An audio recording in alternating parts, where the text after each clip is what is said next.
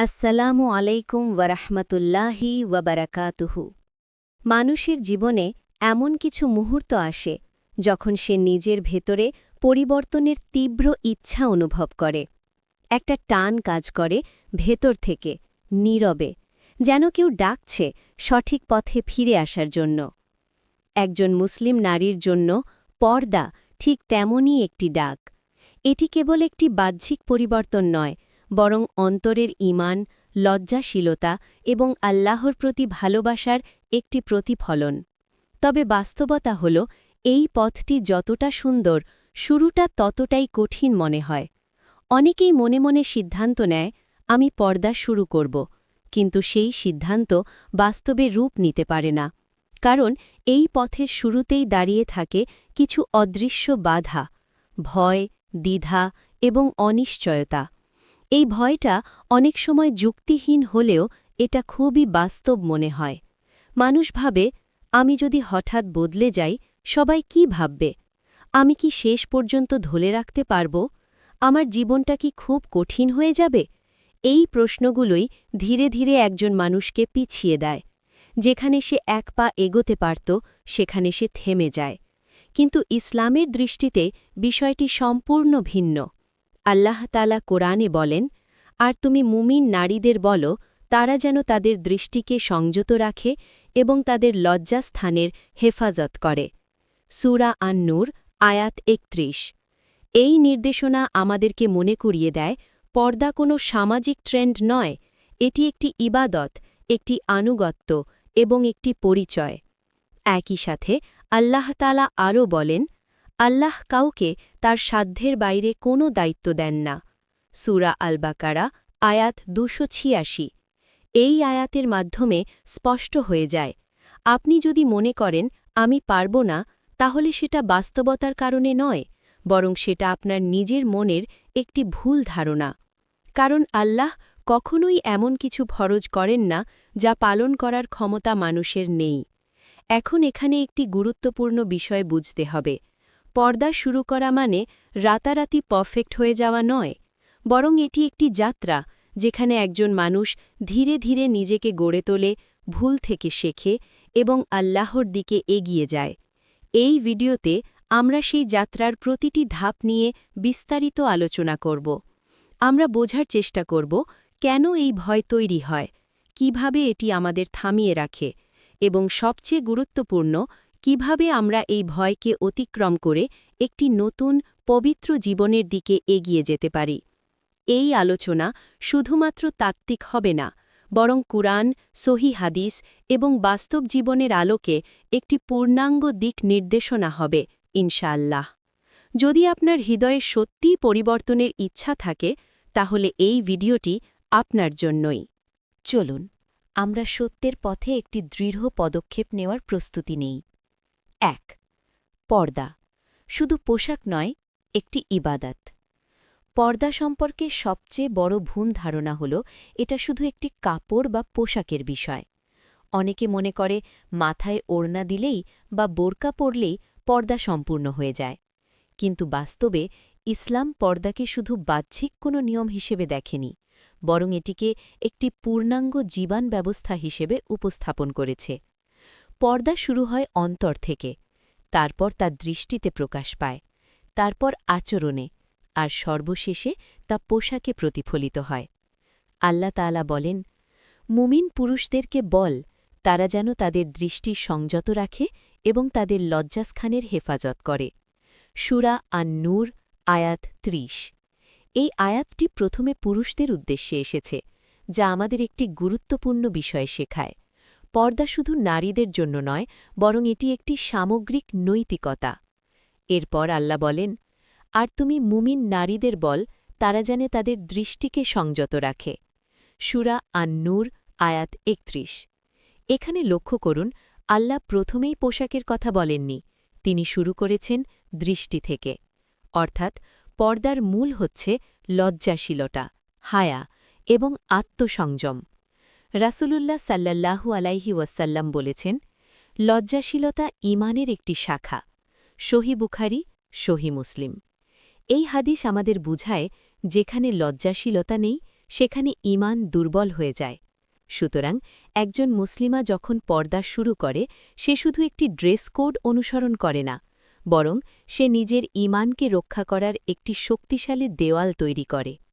এখানে একটি গভীর সত্য রয়েছে। পর্দা আপনাকে সীমাবদ্ধ করে না, বরং আপনাকে সংরক্ষণ করে। যেমন একটি মূল্যবান জিনিসকে ঢেকে রাখা হয় তাকে সম্মান দেওয়ার জন্য, তাকে রক্ষা করার জন্য, ঠিক তেমনি ইসলাম নারীর মর্যাদাকে এত উঁচে রেখেছে যে তাকে পর্দার মাধ্যমে সম্মানিত করেছে। কিন্তু এখন প্রশ্ন হল, যদি পর্দা এত সুন্দর, এত গুরুত্বপূর্ণ একটি ইবাদত হয়, তাহলে কেন আমরা এটাকে শুরু করতে ভয় পাই? এই প্রশ্নের উত্তর আমরা আগের অংশে কিছুটা দেখেছি, কিন্তু এখন আমরা আরও গভীরে যাব। পরবর্তী অংশে আমরা বিশ্লেষণ করব মানসিকভাবে কিভাবে এই ভয় তৈরি হয় এবং কিভাবে শয়তান আমাদেরকে ধীরে ধীরে এই ইবাদত থেকে দূরে রাখে। চলুন আমরা বিষয়টিকে আরও গভীরভাবে বুঝার চেষ্টা করি। ২. ভয় একটি মানসিক ফাঁদ, বাস্তব নয়। পর্দা শুরু করতে যে ভয়টা আপনি অনুভব করছেন, এটা কি সত্যিই বাস্তব কোনো বাধা, নাকি এটি শুধু আপনার মনের ভেতরে তৈরি হওয়া একটি ফাঁদ? গভীরভাবে চিন্তা করলে দেখা যায় এই ভয়টি বাইরের কোনো শক্তিশালী বাধা নয়, বরং এটি একটি মানসিক নির্মাণ যা ধীরে ধীরে গড়ে ওঠে। প্রথমত, মানুষ অজানাকে ভয় পায়। যখন আপনি এমন কিছু করতে যাচ্ছেন যা আগে কখনো করেননি, তখন আপনার মন স্বাভাবিকভাবেই অস্বস্তি অনুভব করে। এটাই মানুষের স্বাভাবিক মনস্তত্ত্ব। কিন্তু সমস্যাটা এখানে না। সমস্যা হল আপনি এই অস্বস্তিকে অসম্ভব বলে মনে করছেন। দ্বিতীয়ত, আপনি ভবিষ্যৎ কল্পনা করে ভয় পাচ্ছেন। আপনি এখনও পর্দা শুরুই করেননি, কিন্তু আপনার মাথায় ইতিমধ্যেই অনেক দৃশ্য তৈরি হয়ে গেছে। সবাই তাকাবে, বন্ধুরা দূরে সরে যাবে, আমি মানিয়ে নিতে পারব না। অর্থাৎ আপনি বাস্তবতার জন্য না, নিজের কল্পনার জন্য ভয় পাচ্ছেন। কিন্তু ইসলাম আমাদের শেখায় অযথা ধারণা এবং কল্পনা থেকে দূরে থাকতে। আল্লাহ তাআলা বলেন, হে মুমিনগণ, তোমরা অনেক ধারণা থেকে বেঁচে থাকো। নিশ্চয়ই কিছু ধারণা গুনাহ। সূরা আল হুজুরাত, আয়াত 12। এই আয়াত আমাদেরকে একটি গুরুত্বপূর্ণ দিক নির্দেশনা দেয়। সব চিন্তা সত্য নয়, সব ভয় বাস্তব নয়। তৃতীয়ত, শয়তান এই ভয়কে ব্যবহার করে। সে সরাসরি আপনাকে বলে না পর্দা করো না, বরং সে আপনার মনে সন্দেহ তৈরি করে, ভয় ঢুকিয়ে দেয়, যাতে আপনি নিজেই সিদ্ধান্ত নেন এখন না, পরে। এটাই তার সবচেয়ে বড় কৌশল। আল্লাহ তাআলা বলেন, শয়তান তোমাদেরকে দারিদ্র্যের ভয় দেখায় এবং অশ্লীলতার নির্দেশ দেয়। সূরা আল বাকারা, আয়াত 268। এখানে ভয় দেখানো শয়তানের একটি বড় অস্ত্র। সে আপনাকে এমন কিছু নিয়ে ভয় দেখায় যা আসলে এখনও ঘটেইনি। যদি আপনি আজ পর্দা শুরু না করেন, এই ভয় কি চলে যাবে? না, বরং সময় যত যাবে এই ভয় আরও বড় হবে, আরও শক্ত হবে। কারণ আপনি তাকে প্রতিদিন ফিড দিচ্ছেন, চিন্তা করে, দেরি করে, সিদ্ধান্ত না নিয়ে। অন্যদিকে যদি আপনি আজ ছোট একটি পদক্ষেপ নেন, তাহলে কি হবে? প্রথম দিন কঠিন লাগবে, দ্বিতীয় দিন একটু সহজ হবে, আর কয়েকদিন পর এটাই আপনার স্বাভাবিক জীবন হয়ে যাবে। এটাই বাস্তবতা। সুতরাং সত্যটা খুব পরিষ্কার। ভয়টা কোনো দেয়াল না, এটা শুধু একটি ছায়া। আপনি যত দূরে থাকবেন এটা তত বড় মনে হবে, আর আপনি যত কাছে যাবেন এটা তত ছোট হয়ে যাবে, একসময় হারিয়েও যাবে। এখন প্রশ্ন হল, আপনি কি এই ছায়াকে ভয় পেয়ে পিছিয়ে থাকবেন, নাকি সামনে এগিয়ে গিয়ে এটাকে ভেঙে ফেলবেন? পরবর্তী অংশে আমরা আলোচনা করব বাস্তবিকভাবে কিভাবে আপনি পর্দা শুরু করবেন, স্টেপ বাই স্টেপ, সহজভাবে, কোনো চাপ ছাড়া। চলুন আমরা বাস্তব পদক্ষেপের দিকে এগিয়ে যাই। ৩. কিভাবে শুরু করবেন, বাস্তব ও কার্যকর স্টেপ। পর্দা সম্পর্কে জানা, অনুপ্রাণিত হওয়া এসব গুরুত্বপূর্ণ, কিন্তু একটি কঠিন সত্য হল, জ্ঞান আপনাকে পরিবর্তন করে না, সিদ্ধান্ত করে। অনেকেই সবকিছু বোঝে, অনুভব করে, কিন্তু শুরু করে না, কারণ তারা একটি ভুল ধারণায় আটকে থাকে। আমি একদিন পারফেক্ট হয়ে শুরু করব। এটাই সবচেয়ে বড় ভুল। ইসলাম কখনোই আপনাকে পারফেক্ট হতে বলেনি, বরং শুরু করতে বলেছে। ১. ছোট থেকে শুরু করুন, কিন্তু শুরু করুন। আপনি যদি আজ থেকেই ফুল পর্দা করতে না পারেন, তাহলে অন্তত একটি ধাপ নিন। বাইরে গেলে ওড়না ঠিকভাবে নিন, ঢিলে ঢালা কাপড় পরা শুরু করুন, ধীরে ধীরে নিজেকে কভার করতে অভ্যস্ত করুন। এটা বুঝতে হবে, পর্দা একটি প্রসেস, একদিনের পরিবর্তন নয়। রাসূলুল্লাহ সাল্লাল্লাহু আলাইহি ওয়াসাল্লাম বলেছেন, আল্লাহর কাছে সবচেয়ে প্রিয় আমল হল যেটা নিয়মিত করা হয়, যদিও তা অল্প হয়। সহি বুখারী, সহি মুসলিম। অর্থাৎ ছোট ছোট ধারাবাহিক পরিবর্তন একসময় বড় রূপ নেয়। পরিবেশ পরিবর্তন করুন। আপনি যদি এমন পরিবেশে থাকেন যেখানে কেউ পর্দা করে না বা সবাই এটাকে নিরুৎসাহিত করে, তাহলে আপনার জন্য টিকে থাকা কঠিন হবে। তাই চেষ্টা করুন নিজেকে এমন মানুষের সাথে রাখতে যারা আপনাকে আল্লাহর দিকে টানে। আল্লাহ বলেন, তোমরা সত্যবাদীদের সাথে থাকো। সূরা আত-তাওবা, আয়াত ১১৯। পরিবেশ আপনার সিদ্ধান্তকে শক্তও করতে পারে, দুর্বলও করতে পারে। আল্লাহর সাথে সম্পর্ক মজবুত করুন। পর্দা কেবল বাহ্যিক পরিবর্তন না, এটি অন্তরের সাথে যুক্ত। আপনি যদি নামাজ ঠিক করেন, কোরআন পড়েন, দোয়া করেন, তাহলে আপনার ভেতরে শক্তি তৈরি হবে। আল্লাহ বলেন, আর যারা আমার পথে চেষ্টা করে, আমি অবশ্যই তাদেরকে আমার পথে পরিচালিত করব। সূরা আল-আনকাবুত, আয়াত ৬৯। আপনি এক পা এগোলে আল্লাহ আপনার জন্য রাস্তা খুলে দেবেন। আপনি যদি পারব কিনা ভাবতে থাকেন, আপনি কখনোই শুরু করতে পারবেন না। কিন্তু আপনি যদি বলেন, আমি শুরু করব, যাই হোক, তাহলে পথ নিজেই তৈরি হয়ে যাবে। এখন প্রশ্ন হল, শুরু করার পর সবচেয়ে বড় চ্যালেঞ্জ কি? মানুষ কি বলবে? পরিবার বাধা দিলে কি করবেন? নিজেকে কিভাবে শক্ত রাখবেন? এখন আমরা এগুলো সম্পর্কে জানব। ৪. মানুষ কি বলবে?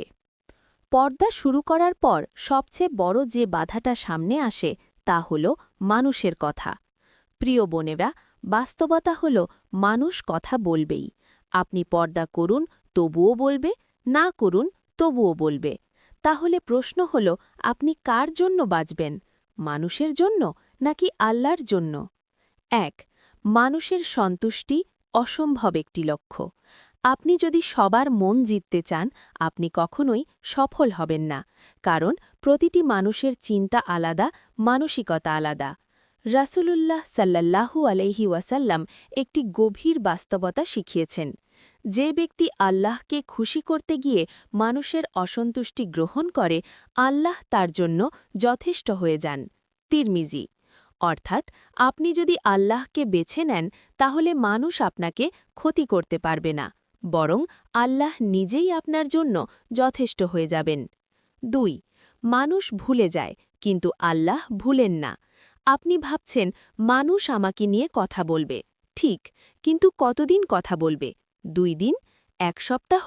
১ মাস? তারপর মানুষ তাদের নিজের জীবন নিয়ে ব্যস্ত হয়ে যাবে। কিন্তু আপনি যে আল্লাহর জন্য এই সিদ্ধান্ত নিলেন, তার প্রতিদান কি শেষ হয়ে যাবে? আল্লাহ বলেন, নিশ্চয়ই আমি কোনো সৎকর্মশীলের আমল নষ্ট করি না। সূরা আল কাহফ, আয়াত ৩০। মানুষ ভুলে যাবে, কিন্তু আল্লাহ কখনো ভুলবেন না। ৩. প্রথম ধাক্কা সবচেয়ে কঠিন, তারপর সহজ। যখন আপনি প্রথম পর্দা শুরু করবেন, তখন হয়তো মানুষ তাকাবে, প্রশ্ন করবে। কিন্তু একটা বিষয় খেয়াল করুন, এটা শুধু শুরুর দিকে। কয়েকদিন পর এটাই আপনার নতুন পরিচয় হয়ে যাবে। মানুষ তখন তোমার পর্দা দেখে অভ্যস্ত হয়ে যাবে। মানুষ তখন বলবে, ও তো এমনই। অর্থাৎ আপনি যেটাকে বড় সমস্যা ভাবছেন, এটা আসলে সাময়িক একটি ফেজ। মানুষ আসলে আপনাকে নিয়ে যতটা ভাবছেন, আপনি তার চেয়েও বেশি ভাবছেন। আপনি নিজেই নিজের ভয়কে বড় করে তুলছেন। ধরুন, আজ আপনি মানুষের ভয়ে পর্দা করলেন না। কিয়ামতের দিন এই মানুষগুলো কি আপনার পাশে দাঁড়াবে? আল্লাহ বলেন, সেদিন মানুষ তার ভাই, তার মা, তার বাবা সবাই থেকে পালাবে। সূরা আবাসা, আয়াত ৩৪-৩৬। সেদিন কেউ আপনার জন্য কিছু করতে পারবে না। তাহলে আজ আপনি কেন তাদের জন্য আল্লাহকে ছেড়ে দিচ্ছেন? এখন আপনি বুঝতে পারছেন মানুষের ভয় আসলে কতটা দুর্বল। কিন্তু আরেকটি গুরুত্বপূর্ণ প্রশ্ন আছে, যদি পরিবার বাধা দেয়, যদি কাছের মানুষ সাপোর্ট না করে, তাহলে কি করবেন? ৬. শুরু করার পর কিভাবে স্থির থাকবেন? ধারাবাহিকতার শক্তি। পর্দা শুরু করা একটি বড় সিদ্ধান্ত, কিন্তু আরও বড় চ্যালেঞ্জ হল এই সিদ্ধান্তে স্থির থাকা। অনেকেই আবেগে শুরু করে, কিন্তু কিছুদিন পর ধীরে ধীরে ঢিলে হয়ে যায়, আবার আগের জীবনে ফিরে যায়। এটা কেন হয়? কারণ তারা শুরু করেছে কিন্তু নিজেদের ভেতরটা শক্ত করেনি। ১. নিয়ত ঠিক করুন। কেন করছেন? সবচেয়ে গুরুত্বপূর্ণ প্রশ্ন, আপনি পর্দা করছেন কেন? মানুষের জন্য, নিজের ইমেজের জন্য, নাকি আল্লাহর জন্য? যদি আপনার নিয়ত পরিষ্কার না হয় তাহলে আপনি বেশি দিন টিকতে পারবেন না। রাসূলুল্লাহ সাল্লাল্লাহু আলাইহি ওয়াসাল্লাম বলেছেন, নিশ্চয়ই সমস্ত কাজ নিয়তের উপর নির্ভরশীল। সহিহ বুখারী। যখনই দুর্বল লাগবে নিজেকে মনে করিয়ে দিন, আমি এটা আল্লাহর জন্য করছি। ২. ছোট আমল কিন্তু নিয়মিত। আপনি যদি একদিন অনেক কিছু করেন, তারপর কয়েকদিন কিছুই না করেন, তাহলে আপনি ভেঙে পড়বেন। কিন্তু যদি প্রতিদিন অল্প অল্প করেন, তাহলে আপনি স্থির থাকবেন।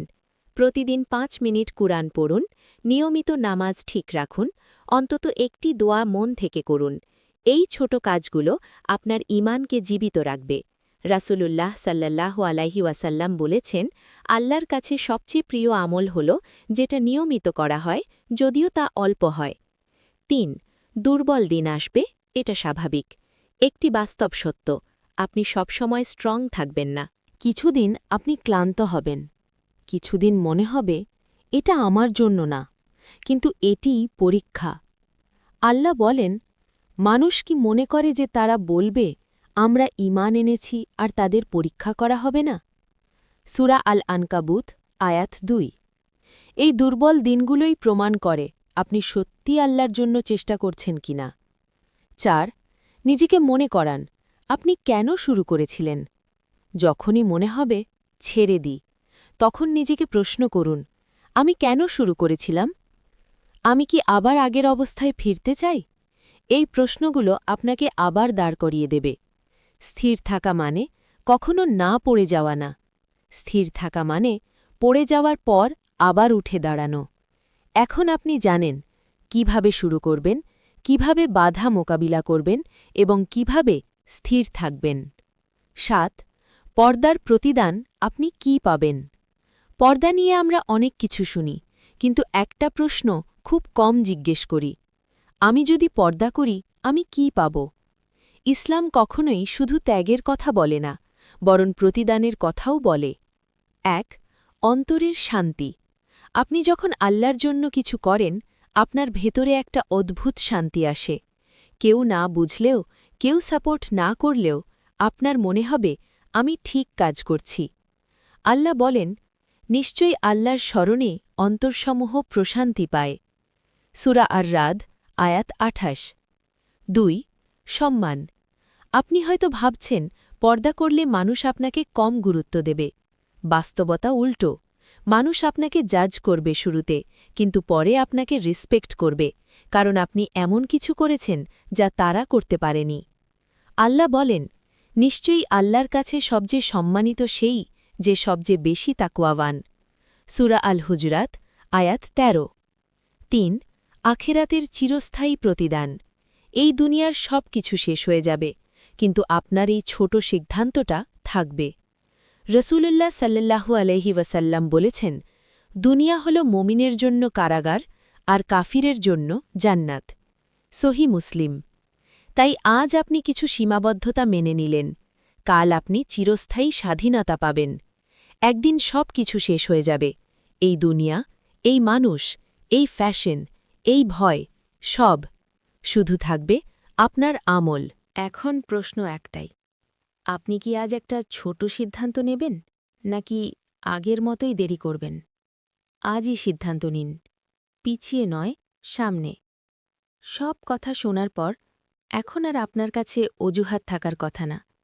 আপনি জানেন পর্দা কেন জরুরি, ভয়টা কোথা থেকে আসে, কিভাবে শুরু করবেন, কিভাবে বাধা মোকাবিলা করবেন, আর আপনি কি পাবেন। এখন প্রশ্ন একটাই, আপনি কি সিদ্ধান্ত নেবেন? একটা সত্য সামনে আনতে হবে, আপনি এতদিন পর্দা করেননি, এর কারণ আপনি জানতেন না এটা না। আপনি জানতেন, কিন্তু আপনি শুরু করেননি। আর আজ আপনার সামনে আবার সেই একই জায়গা। আপনি কি আবার বলবেন, আরেক দিন শুরু করব, নাকি বলবেন, আজ থেকেই শুরু? আল্লাহ তাআলা বলেন, তোমরা তোমাদের প্রতিপালকের দিকে ফিরে আসো, এবং তার আনুগত্য করো তোমাদের উপর শাস্তি আসার আগেই। সূরা আজ-জুমার আয়াত ৫৪। এখানে আগে এই শব্দটা খুব গুরুত্বপূর্ণ, কারণ আমরা জানি না আমাদের সময় কতটুকু বাকি, আমরা আর কত সুযোগ পাব। ভাবুন, যদি আজই আপনার জীবনের শেষ দিন হতো, আপনি কি খুশি থাকতেন আপনার এই অবস্থায়, নাকি আফসোস করতেন, ইস, শুরু করলে ভালো হতো? রসুলুল্লাহ সাল্লাল্লাহু আলাইহি ওয়াসাল্লাম বলেছেন, বুদ্ধিমান সেই ব্যক্তি যে নিজের হিসেব নেয় এবং মৃত্যুর পরের জীবনের জন্য প্রস্তুতি নেয়। তিরমিজি। আপনি কি সেই বুদ্ধিমানদের মধ্যে থাকতে চান না? প্রিয় বোন, একদিন আপনি আল্লাহর সামনে দাঁড়াবেন। কোনো বন্ধু থাকবে না, কোনো ফ্যামিলি থাকবে না, কেউ আপনাকে ডিফেন্ড করবে না, শুধু আপনি আর আপনার আমল। সেদিন যদি আল্লাহ জিজ্ঞেস করেন, আমি তোমাকে নির্দেশ দিয়েছিলাম পর্দা করার, তুমি কেন মাননি? আমি তোমাকে আদেশ দিয়েছিলাম নামাজ পড়ার, কেন পড়নি? আপনার কাছে কি কোনো উত্তর থাকবে? কিন্তু এখনও সময় আছে। আপনি এখনও বেঁচে আছেন। আপনি এখনও সিদ্ধান্ত নিতে পারেন। আপনি এখনও শুরু করতে পারেন। আল্লাহ আপনার জন্য দরজা বন্ধ করেননি। আল্লাহ বলেন, হে আমার বান্দাগণ, যারা নিজেদের উপর জুলুম করেছ, তোমরা আল্লাহর রহমত থেকে নিরাশ হইও না। সূরা আজ-জুমার আয়াত ৫৩। যত দেরি হোক, যত ভুলই হোক, ফিরে আসা সবসময় সম্ভব।